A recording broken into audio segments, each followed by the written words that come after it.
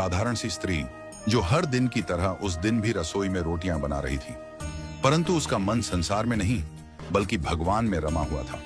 वह धीमे स्वर में लगातार ओम भगवते वासुदेवाय नमः का जाप कर रही थी। घर के कामकाज से फुर्सत नहीं थी, सो पूजा का समय निकालना भी कठिन हो गया था। इसीलिए वह काम करते करते ही ईश्वर को स्मरण करती रहती थी। अचानक धड़ाम, एक तेज आवाज के साथ ही एक करुण चीख गूंजी।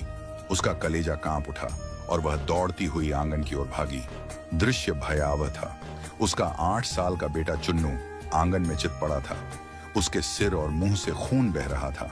क्षण भर को तो उसके पैरों तले जमीन खिसक गई। रोने का मन हुआ, जोर से चीखने का, परंतु घर में उस समय और कोई नहीं था। ऐसे में वह किसे पुकारती?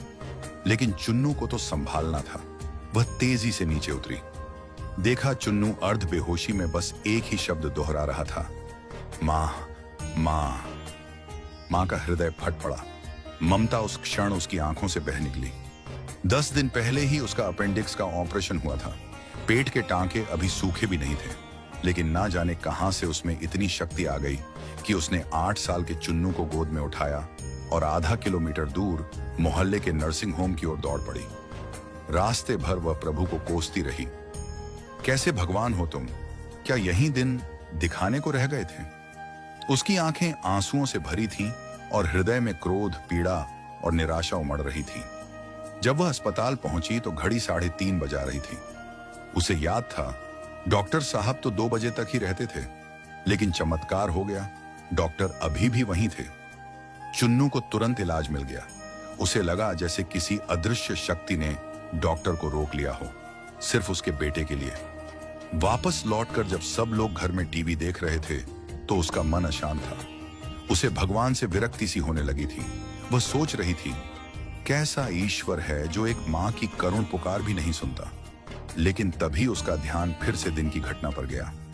याद आया कि कल ही उसने चापाकल का पुराना जंग लगा लोहे का पाइप हटवाया था, ठीक उसी जगह से जहां आज चुन्नू गिरा था।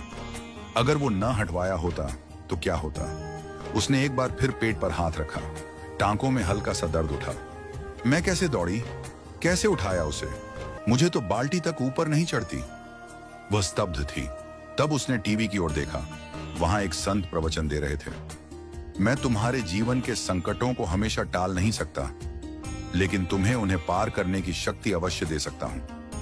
तुम बस धर्म के मार्ग पर चलो, मैं तुम्हारी राह आसान कर दूंगा। उसका सर झुक गया। उसकी आंखों से पश्चाताप के आंसू बहने लगे। वह उठी, घर के मंदिर में गई।